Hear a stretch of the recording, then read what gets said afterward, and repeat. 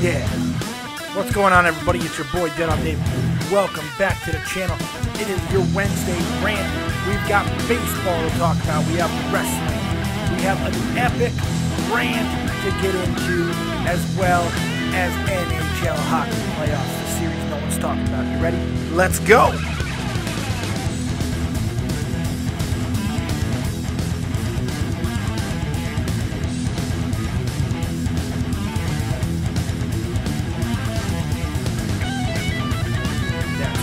Cut the music.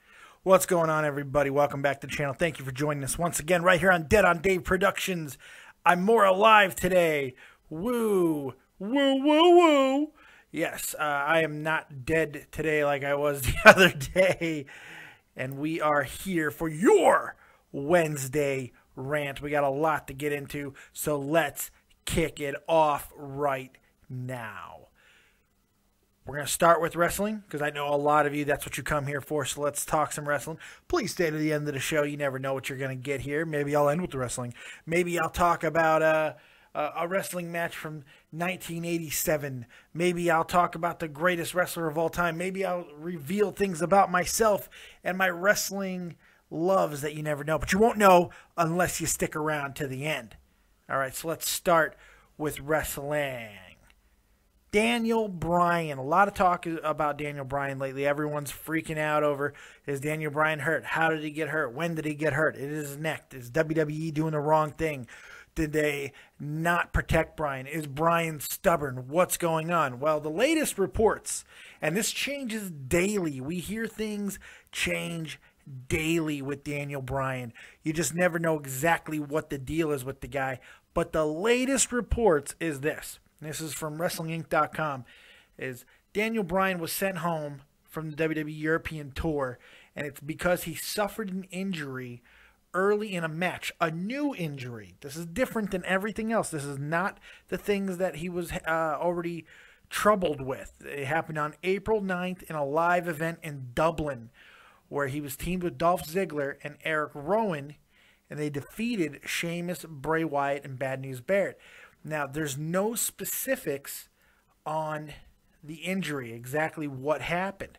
But we know that is where this current injury that's keeping him out right now happened. And when it did happen, WWE knew that it would keep him out for about 4 weeks is what they're expecting. So his status for Sunday is still very much wide in the air. Nobody knows exactly if he's going to be taking on Wade Barrett or not for the Intercontinental Championship, to defend his Intercontinental Championship. That's why they just cast doubt upon it without actually saying it's 100% off or 100% on. And that's probably the best way to go. They're kind of playing it by ear.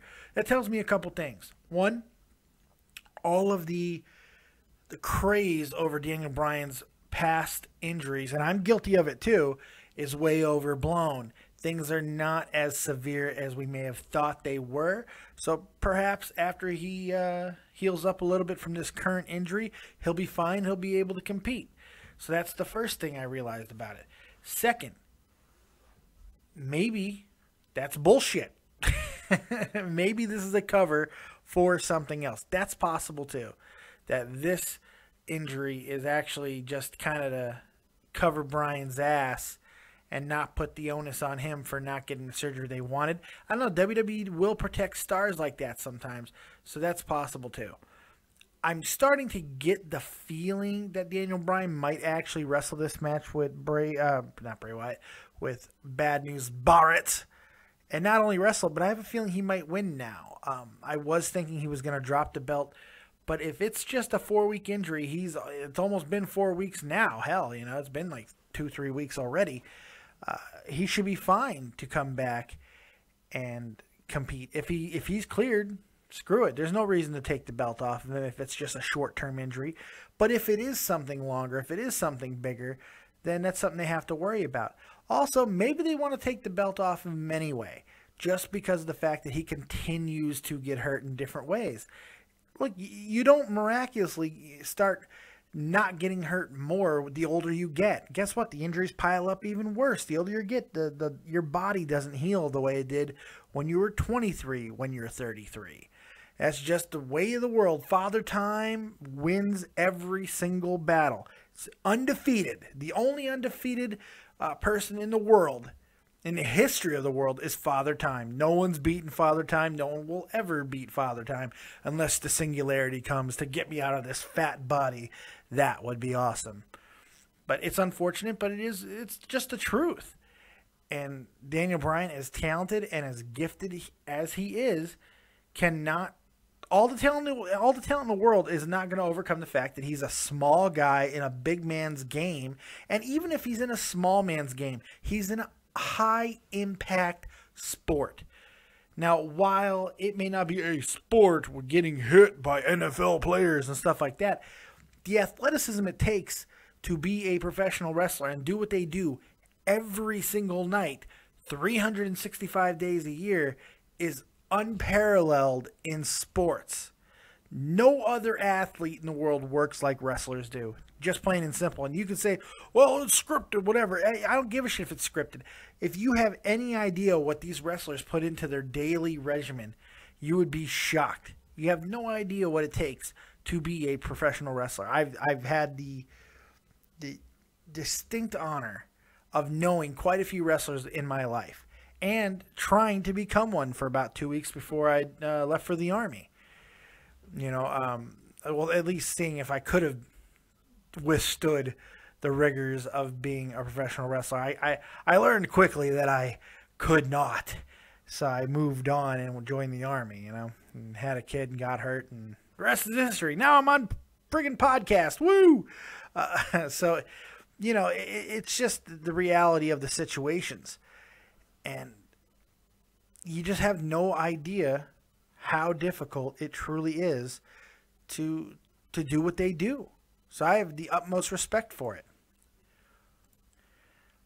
I think some people expect a little bit too much out of some of these guys, but what they do is unparalleled. It takes so much athleticism. It takes so much dedication. It takes passion for the business to be able to push through the things that they do. So, and at the end of the day, Daniel Bryan simply may be breaking down. His body could be failing him, and it happens to us all. And that's okay. That is the life of an athlete. And so, but I hope him the best. I wish him the best. I think he's fantastic. I think he's easily one of the top 5 wrestlers in the world when he's healthy. He's absolutely a pleasure to watch. He's so much fun in the ring. So I hope he is fine. I hope he'll be back. And I hope that he'll continue to be an Intercontinental Champion and bring prestige back to that title. Because he's the guy to do it. He really is. He is the guy to do it. But if the WWE feels that his injury problems are standing in the way of doing what they brought him in to be champion to do, which is bring prestige to that title, then they have every right to move on from him. And I don't want to hear, they hate Daniel Bryan. No, they don't hate Daniel Bryan. That's friggin' stupid. They don't hate Dolph Ziggler either. They don't hate any of those guys. They don't hate small guys. They want to give them the belt. But over time, the experience has been they can't hold up. They get hurt. And look at Shawn Michaels. As great as Shawn Michaels is, you look at the first portion of his career, how many times he had to give up the belt. How many times he had to walk away for whatever the reasons actually were. There were injury reasons and there were other reasons. But you think about it. It happens. It happens. Big guys, why don't they go out as frequently? Most of the time because they don't wrestle the same type of style as the younger guys do. Hulk Hogan basically never been injured. The guy never misses time for injury. I mean, hell, he'd still be going if he didn't have a friggin' machine like I do up our ass. It's just reality of it. Less impact that you put on your body, the longer you're going to be able to go. And Hogan, for all of his inadequacies in the ring, and there are many, he was so entertaining because he understood the psychology and mixing with the physicality. And that's why he was so good. People say, oh, Hulk Hogan can't wrestle his way out of a paper bag. And while that might be true, the paper bag might win. Hulk Hogan will make that match entertaining when he hulks up and he starts marching around the ring and getting all of his Hulkamaniacs to go crazy. That's what he does. And that's what Cena does too. Guys like Cena. Cena gets hurt a lot because, he's so clumsy.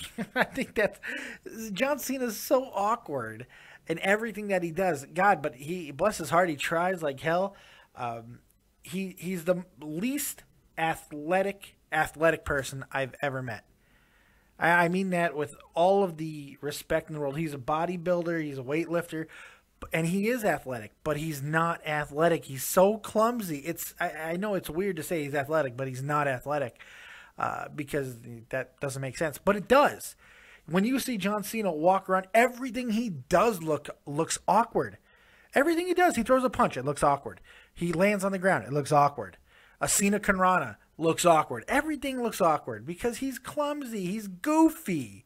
His body looks disproportionate all over himself. So, it's crazy when you think about it, what these guys do and who can last longer and what's the perfect body type for a wrestler. That's an impossible question. It really is. Moving on to another wrestling topic. There is so much confusion in the tag team division right now. A lot of people were expecting, I being one of them, that the Lucha Dragons would be taking on the tag team champions, Kid and Cesaro, at Extreme Rules for the titles. Now, in a story that I am really starting to think is bullshit, the more that I think about it, a source says that the WWE saw the reaction that Kid and Cesaro were getting on the European tour because they were getting cheered. I wonder why Kid and Cesaro were getting cheered overseas. I wonder why that's the case. They're international. Yes, Kid's North American, but he's Canadian, and he's exciting. He wrestles a European style of wrestling in a lot of ways. Cesaro, same way. He is the European style. So, of course, they're going to get cheered. So it's being reported because of that reason, because of the cheers and the reactions that have come to Kid and Cesaro, that they are now going to be working as a face team against the New Day. And that's why the New Day won the #1 contenders match. That is if it's true, it's the stupidest thing I've ever heard. It's the stupidest thing I ever heard because in tag team work especially, you don't need good versus evil. It doesn't need to be that way. You can have two heels face each other. There's nothing wrong with that. It just doesn't make any sense, especially if they're just going to be working as heel or faces just for this one feud, and then when they're done with the New Day, they're going to go back to being heels. That doesn't make any sense. And if New Day only won because of a face turn for Kid and Cesaro, what does that mean for the New Day? What does that mean past this match? Because they didn't get much of a build. They just won the damn #1 contenders match against the Lucha Dragons, kind of stomping on their momentum, even though it was in a nefarious way. Very entertaining and funny way, by the way. It just doesn't make any sense to me. Why do all these things just because Kid and Cesaro got some cheers overseas? It just, no sense. So I think this report is bullshit, personally. I think that's why most of these sources are garbage most of the time, because it defies logic. And you could say, well, WWE does things that defies logic. Well, what exactly? Because most of what we hear, most of the things that we hear from sources, they're just that. They don't ever translate to what happens on screen. Did WWE drop the ball? Yes, but there's usually reasons for it. They book things for the reasons that they do, and usually there's a payoff at the end. Usually there is a financial reason at the end of all of these storylines. Are they what we want to see all the time? No, of course not. But Jesus Christ, we don't even know what we want to see most of the time. We find reasons to be upset about every single thing in the world. So that's why it makes me even more angry to think about this story, that it could be true. Because why would the WWE be listening to us on something like this? We don't even know who the hell we want to cheer most of the frickin' time. It makes no sense. Oh, it drives me nuts. So I hope this story is bullshit. I'm rooting for this story to be bullshit. But that being said, Kid Cesaro and New Day should be an interesting match. Just because what the New Day is doing right now is very interesting. I think it's possible that they take the belts off of Kid and Cesaro, because they might be more interesting than what Kid and Cesaro is right now. I'd like to think that Kid Cesaro has more of a future in them, especially coming off of that main event match they had last week on SmackDown. That kind of shows that there is some long-term potential for this team. But let's face it, the more crazy things the New Day does, the more they're going to be interesting to other people. So there's just so many different ways to look at it, I guess. All right, let's get out of wrestling here, and let's continue the Wednesday rant with an amazing rant. I think this is the first actual rant from somebody else that I'm going to talk about on my Wednesday rant. Bryan Price, who is the Cincinnati Reds manager, or skipper, and now, of course, we're talking about Major League Baseball, went on an unbelievable tirade against the journalist, I say in finger quotes, the other day in his clubhouse before a game, I believe, because these journalists, to be fair, it is their purpose to dig up as many facts and things that about a team as humanly possible. You can call journalists what they are. Or you might not be happy with it, but it is their job. It's why they're around the team, is to dig up stuff. They're covering the team in all aspects of it. I think it's stupid that journalists divulge a lot of information about a team to the masses and, to the other team. But, that's another debate for another time. Unless you're Bryan Price, who decided that he's taking the battle to these guys right then, right there. So let's listen to the end of this unbelievable tirade in which he goes on 77 fucks. He slips 77 fucks into this entire tirade. Let's listen to the last portion of it. So bear with me for a few minutes because it's just so good. Let's listen to this thing. I think you do, and I don't know that that's my job. Your job isn't to sniff out every little thing that is about the Reds and put it out there for every other guy to hear. It's not your job. You want me to be candid with you? I've been candid with you. I talk to you guys like men. I tell you what the is going on with the team. I tell you how I'm feeling about it as candidly as I can. And then this, got to watch this. I got to read out on a tweet from our own people in here that we don't have a player. How the does that benefit the Reds? It doesn't benefit us one bit. We try to go out there and win games. I got to come in here and then you guys blow it all over the place. Who we can play, who we can't. I'll tell you what I want you to know. I'm not going to lie to you. I didn't tell you. Appreciate it. You did not lie to me, and I appreciate that. I'm up a rope in this business because everyone has to know everything all the time. And that's not my obligation. It's not their obligation. You know why Billy Hamilton didn't play the other day? Because his fingers hurt. He couldn't hit right-handed comfortably. Right? So that's something that I need to know and no one else needs to know.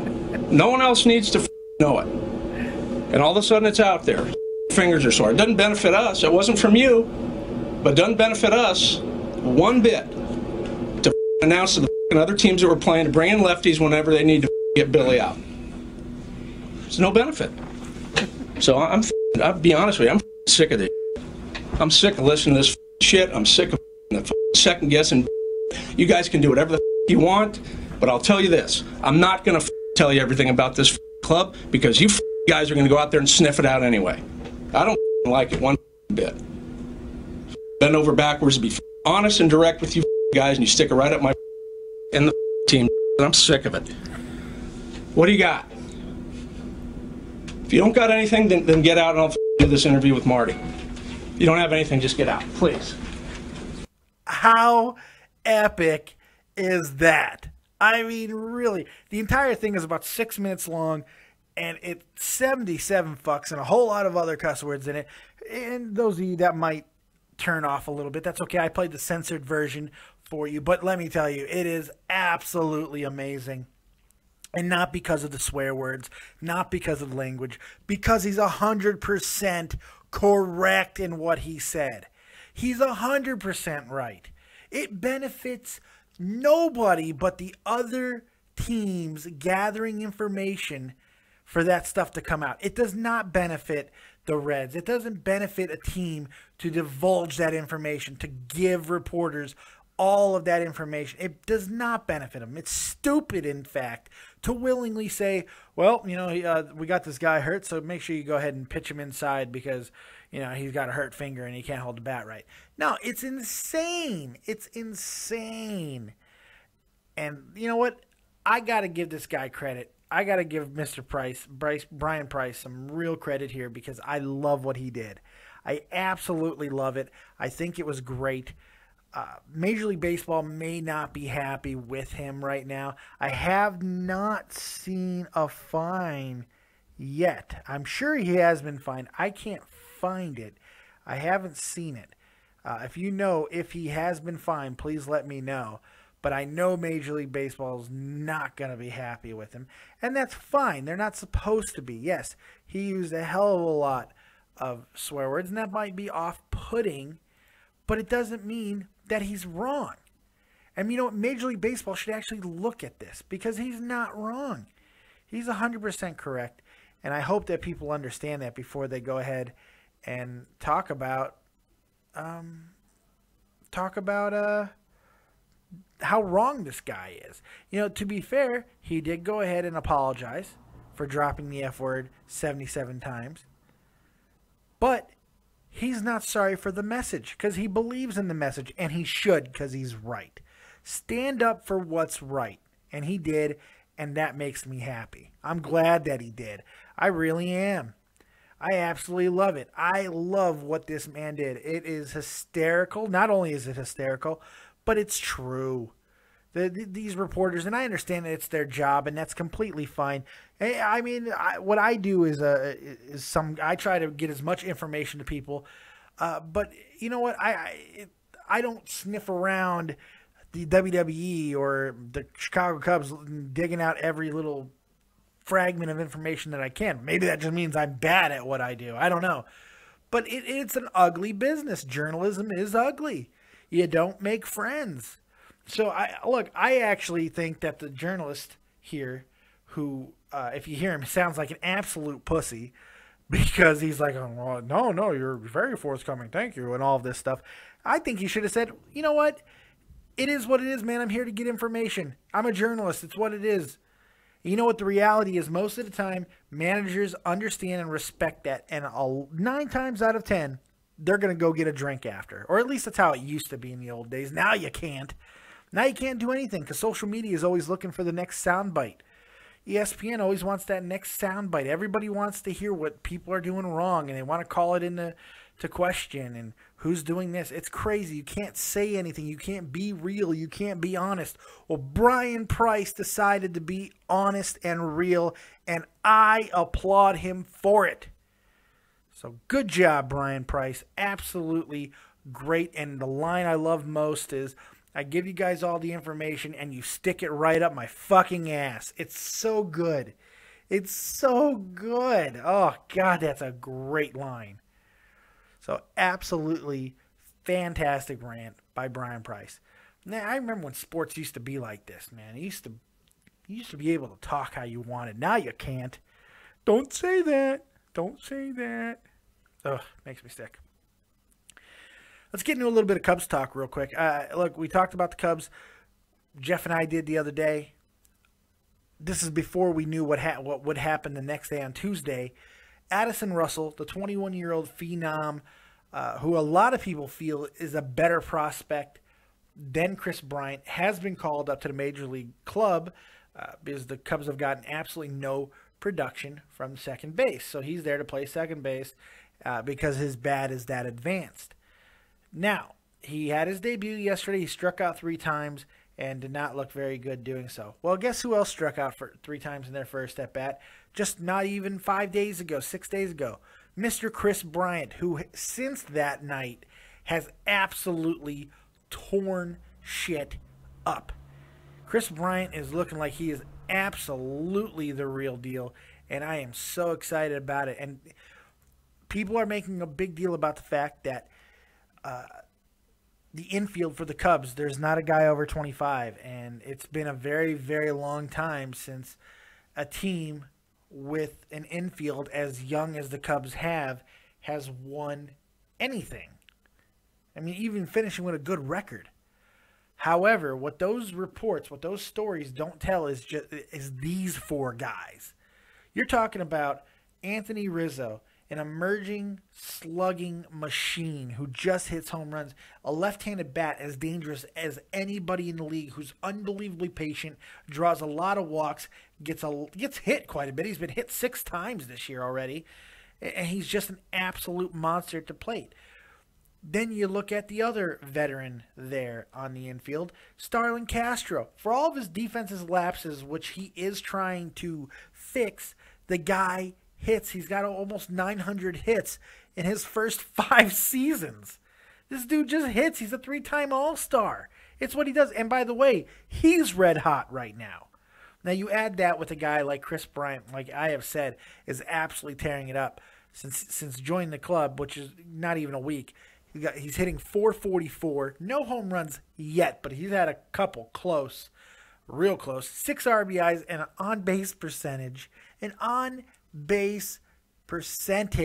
of .583. Yeah, I'll take that anyway. Any day of the week. Any day of the week. I love what he's doing right now. And then you add to that the potential and athletic juggernaut that is Addison Russell. This guy is ridiculously talented. And a lot of people, feel he is the best of the bunch. And that's a scary thought because guess who's not in the infield that I haven't even talked about? Jorge Soler, who may be the Cubs' best player right now. So I absolutely love what the Cubs are doing, and I'm really happy with the way that this offense is stepping up. They came back down 8-6 last night in the 9th, rallied, get the victory, 9-6, and guess who did a majority of the scoring?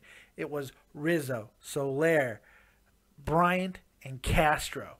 They were the men getting on base, driving in the runs. It was absolutely incredible to watch. A lot of fun. The Cubs are going to be in position during the summer to make a giant move to be competitive this season. And it's probably going to have to be done within their pitching staff. And now that a majority of the big-time prospects are called up to the majors, now maybe it's time to move a guy like Javi Baez. Maybe it's time to move a guy like Almora. Maybe it's time now, and you can package those guys who are still really good prospects for a big-time pitcher. Because as good as Lester has been in the past, he hasn't started out as a house of fire.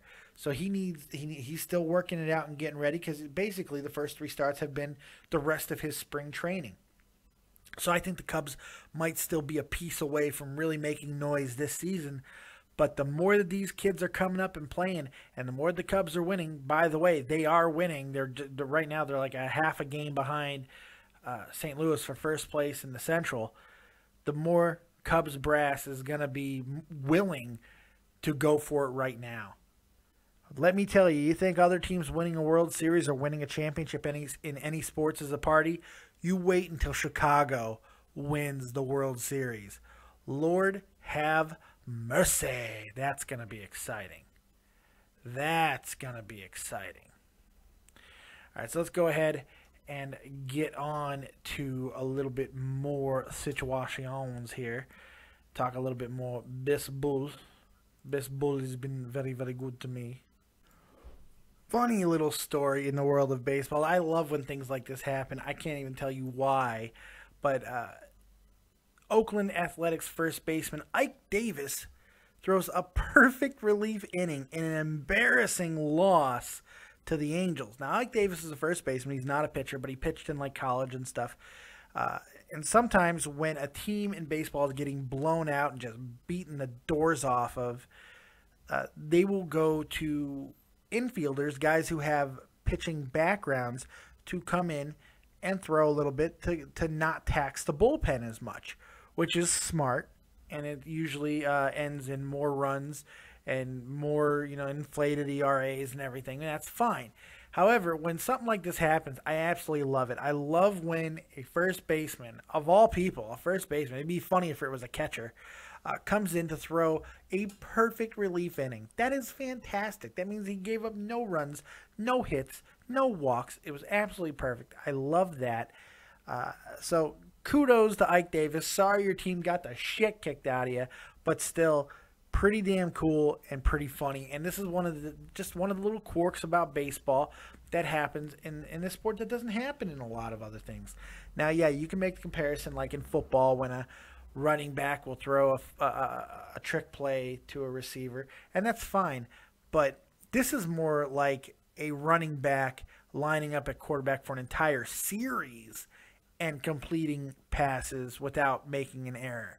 Throwing a baseball to professional hitters when you're not used to doing so is unbelievably difficult. And being a first baseman, I mean, come on. It's so difficult what this guy did, and it does not get enough recognition. So I just wanted to quickly talk about that. Ike Davis, you're impressive. You're a dead-on Dave man, let me tell you. That's pretty awesome. Final baseball story I want to talk to you before we get into some hockey is Kelvin Herrera of the Kansas City Royals. There's a new big thing going on in baseball. There's a new rivalry, and this also involves Oakland. Kelvin Herrera and the Oakland A's have had a rocky weekend. The Kansas City Royals and the Oakland A's had a really rocky weekend. In all three games, the benches cleared, people were plunked, and it all started because Brett Lowry of Oakland went ahead and slid into second base in a previous game really hard, took out the second baseman, but it was a clean play. It wasn't a dirty play. It was a clean play. In that game, he got plunked. He got plunked and completely fined, which is, he was completely fine. No big deal. Got plunked. And that should be the end of it, right? Well, it wasn't because, the Oakland A's, Scott Kazmir decides, hey, you hit my guy, I'm going to hit one of yours. And that happened. Okay. And it may not even hit him on purpose. This happened on separate days. Then Kelvin Herrera, a reliever for the Kansas City Royals, comes in and throws behind the hitter, above the shoulders, at 100 miles an hour.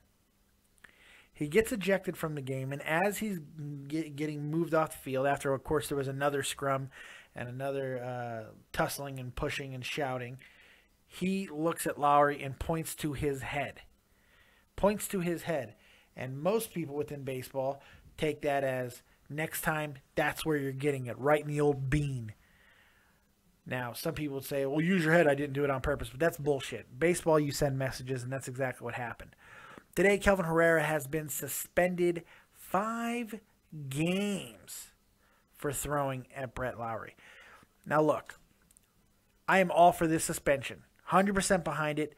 In fact, if they were able to prove that he did say, next time I'm hitting you in the dome, I think you could triple this number. I think that it should even be even more. But you can't prove that's what he was saying. You can't prove the intent, but you can prove the intent of what he did. So 5 games is completely fine with me. I think it's good. It's going to really hurt that bullpen because Kansas City really does rely on it. But the reality is this. If he hits this man at 100 miles an hour in the friggin' head, you're going to kill him. If you hit him in the temple, you're going to kill him. Plain and simple. There's no other ways to look at it. You're going to kill this man. He's going to die. He's going to die. Why? Because, and that's worth it. Why? Why is it worth it? Because somebody slid a little too hard? That's retarded. It's retarded. Baseball has a lot of unwritten rules and, protecting your players and all that, and that's fine. Hit him in the ass. Hit him in the side. Don't hit him in the ribs because you'll break him, but hit him in the leg. Hit him in the feet. Don't hit him in the fucking head. Do not throw 100 miles an hour anywhere close to somebody's head. It's dangerous, reckless, and stupid. And honestly, if it happens again, if he has a history of it, he shouldn't be in the game. Because it's reckless, and it's only a matter of time before something goes wrong. We're talking about something tragic that can happen because of it. Tragic. And baseball and Rob Manfred, the new commissioner, needs to protect and be proactive about those things. So I applaud Major League Baseball for the fine and for the suspension. They got it right. If you were able to prove more, I would say triple this thing. So I'm pretty cool with it. I'm happy with that. And it's nice to see baseball sending the correct message for a change. Kelvin Herrera, grow up. You know, you cost your team a lot here because for the next 5 games, they're without their premier setup man. And that can affect the work that the rest of the bullpen is going to have to do because of him could affect this team for the next 2 weeks. Easily. It's a 5-game suspension, but it could have 15-game impact. Easily. So we'll see what happens there. And it's going to be really interesting to see the next time the A's and the Royals meet up again. So I'm sure there will be very little leash given to the teams in that game. So finally, we're going to talk about the NHL playoffs. And those of you who are watching, and I know there is a lot of people watching, this is going to probably be the most viewed Stanley Cup playoffs in the history of hockey. It seems to be getting a lot of attention, and for damn good reason. This has been so entertaining. Every series has something to talk about. Even the blowouts, even Ottawa getting potentially swept tonight by the Montreal Canadiens has been entertaining. Ottawa has come to play every single game. Same thing with Winnipeg.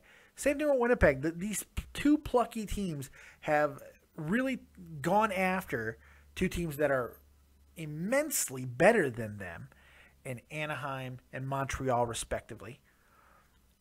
And they've showed no back down at all. They're getting outplayed because they're not as talented, and that's just plain and simple. They're not as talented as these clubs, but hey, they're trying, and they're making it really entertaining while doing so. So there's all this great stuff going on. My Blackhawks just took a 3-1 lead in a triple overtime game. That's exciting. Detroit surprising the hell out of Tampa. The Rangers in Pittsburgh being way more entertaining than people thought they were going to be. There was all of these things going on.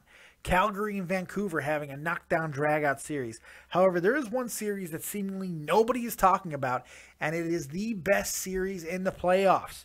In fact, it's probably one of the best series I've seen in the 5 years I've been watching hockey.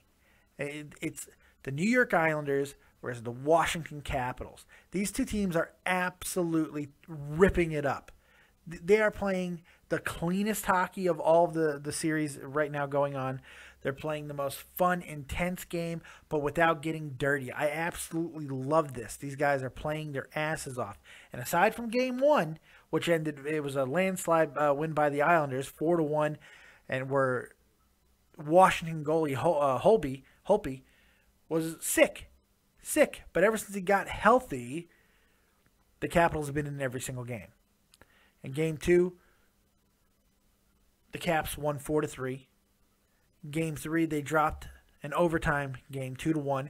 And then last night, Game 4, they come back and win in overtime 2-1 as well. So now we have the series tied at 2-2.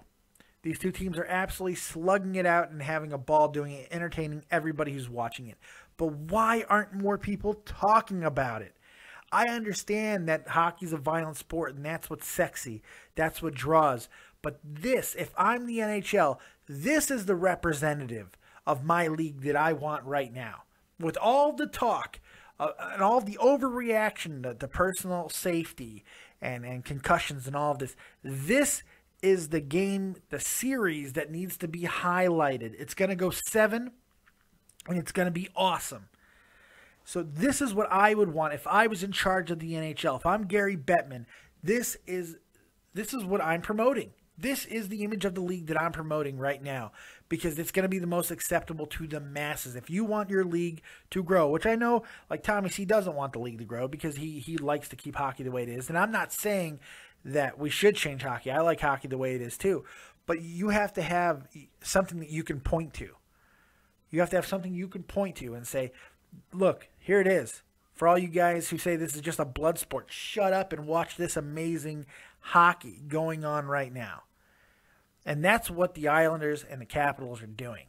And I hope more people really start paying attention because it is awesome to watch. I'm having a lot of fun. I want it to go 7. I hope it does. I think it will. They're both unbelievably talented teams. What do you guys think of the NHL playoffs? What is the thing that you're watching most right now in the NHL?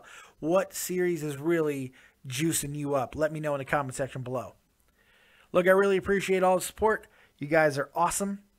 Keep watching, keep subscribing, keep sharing. We're almost at 600 subs. We're getting there. Thank you guys so much for continuing to be amazing supporters of not only Dead on Dave Productions, but everybody in the community. Joe Cronin Show, Tommy C over at Shot from the Point, Jeff Huffman, all of these guys. We all really appreciate the support. You guys are incredible, and we never thought we'd have the support that you guys give us. So keep on watching, like, subscribe, and share. Make sure you check out myself and Tommy C tonight live at 4:30 p.m. Eastern Standard Time in the Crease with Tommy C over on Shot from the Point on YouTube. Should be a lot of fun. Make sure you check it out. We will see you there, and we'll see you right here tomorrow for your NXT review right here on Dead on Dave Productions. Thank you guys very much. We'll see you next time. Peace.